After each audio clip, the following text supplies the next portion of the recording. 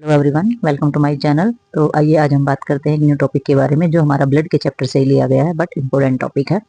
तो आज हम बात करते हैं ब्लड कॉन्गुलेशंस और ब्लड क्लॉटिंग। तो इसमें हम देखेंगे कि हमारे ब्लड क्लॉट बनते कैसे हैं और उसके पीछे कौन कौन से फैक्टर होते हैं। तो इन्होंने बताया है कि जो हमारा blood clotting mechanism consist of the series of chemical reactions. तो जितना भी हमारा ब्लड क्लॉट का जो वर्क होता है वो हमारा पूरी की पूरी सीरीज में जो काम करता है वो हमारे केमिकल रिएक्शंस की वजह से होता है।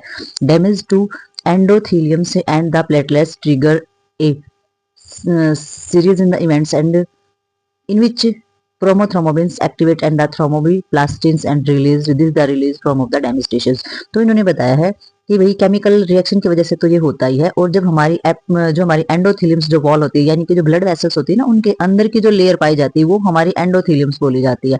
तो एंडोथीलियम्स जो होती है और जो प्लेटलेट्स होते हैं जब वो ट्रिगर होते हैं यानी कि उनको जब किसी प्रकार का नुकसान पहुंचता है किसी भी वजह से तो वो प्रोमोथ्रोम्बिन्स जो होते हैं वो एक्टिव हो जाते हैं उनके अंदर। ठीक है, तो प्रोमोथ्रोम्बिन्स जब हमारे एक्टिव हो जाएंगे तो वो क्या करेंगे, वो हमारे थ्रोम्बोप्लास्टिन को रिलीज करना स्टार्ट कर देंगे। ये कन्वर्टिंग फॉर्म होती है इनकी। ठीक है, तो थ्रोम्बोप्लास्टिन को जब वो रिलीज करते हैं तो उसमें क्या हो जाएगा, वो कहाँ रिलीज कहाँ से होंगे, this release from the damage tissues. और ये जो हमारे टिश्यूज डैमेज होते हैं किसी भी वजह से, चोट लगने से, इंजरीज से, या फिर कोई प्रॉब्लम क्रिएट होती है बॉडी के अंदर उसकी वजह से जो डैमेज टिश्यूज होते हैं उनके द्वारा इनको रिलीज किया जाता है। तो नेक्स्ट इन्होंने बताया है कि थ्रोम्बोप्लास्टिन जो होता है, थ्रोम्बोप्लास्टिन जो है वो combine with cations to convert inactive plasma proteins और prothrombins into the active enzymes thrombins. तो इन्होंने बताया है कि जो हमारा जो थ्रोम्बोप्लास्टिक है वो कंबाइन होता है कैटा और आयन से, तो वो कन्वर्ट करता है किस चीज को में कन्वर्ट करता है, इनएक्टिव प्लाज्मा प्रोटीन्स जो हमारे पास होते हैं ना, इनएक्टिव प्लाज्मा प्रोटीन और प्रोमोथ्रोम्बिन्स होते हैं उनको एक्टिव थ्रोम्बोबिन्स यानी कि हमारे एक्टिव एंजाइम्स थ्रोम्बोबिन्स में कन्वर्ट कर देता है। यानी कि उनकी जो इनएक्टिव फॉर्म होती है, काम नहीं कर रहे होते, उनको एक्टिव फॉर्म में करता है। किनको, जो हमारी प्लाज्मा प्रोटीन प्रोमोथ्रोम्बिन्स होते हैं उनको एक्टिव एंजाइम्स थ्रोम्बोबिन्स में कन्वर्ट कर देता है। यानी कि हमारी क्लॉट बनने का जो वर्क होता है वो स्टार्ट हो जाता है। तो ये हमारा रीजन रहता है कॉन्गुलेशंस का और ब्लड क्लॉटिंग का।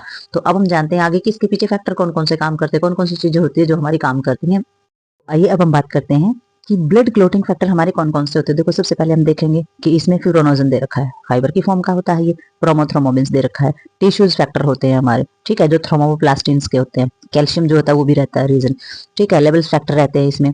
प्रोमोसेलेरिन्स या फिर एसिग्लोबिन्स रहते हैं हमारे। स्टेबल फैक्टर रहते हैं जो हमारे किस में होते हैं, प्रोमो कन्वर्टेंस के होते हैं। और एंटी थैलेमोफेलिक ग्लोबिन्स यानी कि AHG शॉर्ट फॉर्म में जिसको बोलते हैं, एंटी थैलेमोफेलिक फैक्टर ए। तो ये हमारे फैक्टर रहते हैं, क्लोटिंग फैक्टर इनको बोला जाता है।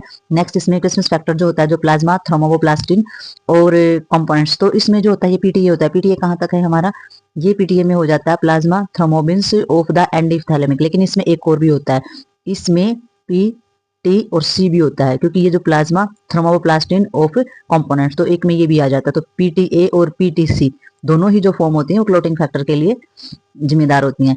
दूसरा इसमें हमारा स्टार्स पावर फैक्टर होते हैं, प्लाज्मा और थ्रोम्बोप्लास्टिन से ऑफ हमारे जो एंटीऑक्सीडेंट्स, ये भी हमारा PTA में ही आ जाते हैं।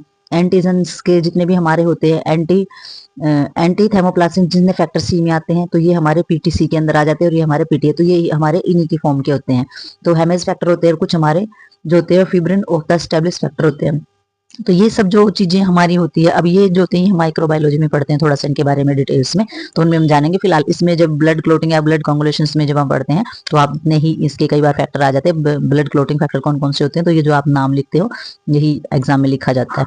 ठीक है, तो आइए आगे जानते हैं इसके बारे में। आइए अब हम जानते हैं ब्लड ग्रुप के बारे में कि ब्लड ग्रुप होता क्या है। जैसे तो हमने सभी ने सुना, सभी को पता है कि हमारा ब्लड ग्रुप A है, B है, AB है, O है, पॉजिटिव है, नेगेटिव है। तो हम जानते हैं इसके बारे में कि ये ब्लड ग्रुप होता क्या है और A क्या मैटर रखते हैं, किस तरीके से काम करते हैं। तो अब हम देखते हैं ब्लड ग्रुप में इन्होंने क्या बताया है। एवरी पर्सन जो है वो blood belong to one of the 4 ABO groups. तो हर इंसान जो है वो हमारा ABO ग्रुप से, यानी कि ABO जो 4 ग्रुप है हमारे, उनसे बिलोंग करता है। ठीक है, blood type are the named according to antigen present on RBC membranes. तो RBC मेम्ब्रेन्स के ऊपर जिस भी तरीके का एंटीजन होता है उसी के अकॉर्डिंग उस ग्रुप का नाम रखा जाता है। ठीक है, तो किसके अकॉर्डिंग रखा गया, एंटीजन के अकॉर्डिंग। तो there are gently determines antigen or RBC membranes and natural antibodies in plasma or in serum. There are 4 ABO blood types। तो इन्होंने बताया है कि सामान्य रूप से जो हमारे एंटीजन होते हैं, जैसे हमारी RBC मेम्ब्रेन है, तो RBC मेम्ब्रेन्स जो होती है उसके ऊपर नेचुरली रूप से जो हमारी प्लाज्मा और सीरम होता है ना, उसके ऊपर प्राकृतिक रूप से एंटीबॉडीज पाए जाते हैं। प्लाज्मा और सीरम के अंदर, आरबीसी मेम्ब्रेन के अंदर जो है प्राकृतिक रूप से एंटीबॉडीज पाए जाते हैं। और वो क्या होते हैं, फिर वो हमारे एबीओ जो ब्लड टाइप होती है हमारी, वो देखते हैं हम आगे कि वो कैसे होती है। ये अब हम जानते हैं कि जो हमारा ब्लड ग्रुप है वो काम कैसे करते हैं। तो देखो, सबसे पहले देखेंगे ये हमारा ब्लड ग्रुप है ए बी और ओ, ये होते हैं हमारे 4 जो है ब्लड ग्रुप। अब इन्होंने दिया आगे antigen plus antibodies is present, तो इनके अंदर कौन सा एंटीजन होता है और कौन सा एंटीबॉडीज प्रेजेंट होता है। ठीक है, तो नेक्स्ट में दिया गया as a donor. As a donor का मतलब ये किस किस को ये ब्लड दे सकते हैं। आगे लिखा है एज ए रिसेप्टर, रिसेप्टर में यानी किस किस से ब्लड ले सकते हैं। तो हम इसमें देखेंगे कि भाई जो हमारा ए होता है, ठीक है, तो इसमें ए एंटीजन है, मेक एंटी बी, ठीक है, तो ये हमारे एंटीबॉडीज और एंटीजन प्लस होते हैं ए और बी। तो इसमें जो हमारा ए होता है वो क्या करता है, वो ए और ए बी को दे सकता है, ए और ए बी ग्रुप को ब्लड दे सकता है, ए और ओ से ले सकता है। ठीक है, दूसरे में इन्होंने जो हमारा बी है, बी क्या करेगा, बी और ए ही होते हैं इसके अंदर एंटीजन और एंटीबॉडीज। तो इसमें जो कंपेटेबिलिटी जो हमारी होती है, कंपेटेबल किसके साथ ये रहता है, ए और बी को दे सकता है, जो बी होता है वो बी को और ए और बी को दे सकता है, और ले किससे सकता है, बी और ओ से ले सकता है सिर्फ ब्लड।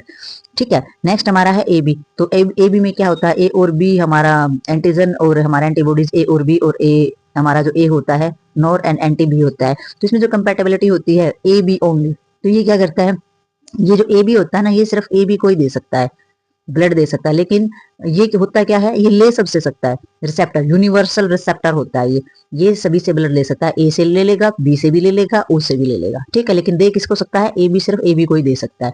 ठीक है, तो ये थोड़ा सा समझने वाली बात है। जो यूनिवर्सल रिसेप्टर होता है या यूनिवर्सल डोनर होता है वो हमारे कौन से होते हैं, उस पर ध्यान देना है हमने।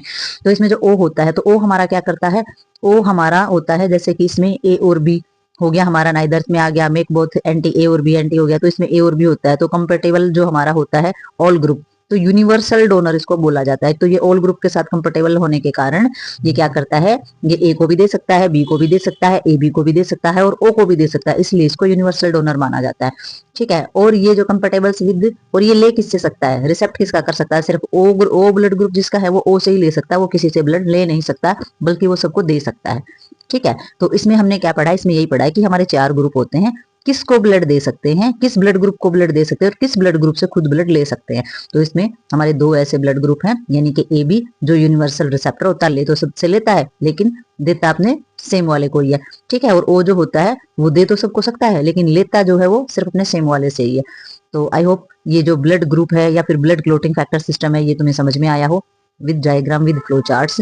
तो चलो मिलते हैं किसी नेक्स्ट वीडियो में किसी नए टॉपिक के साथ, तब तक के लिए बाय बाय।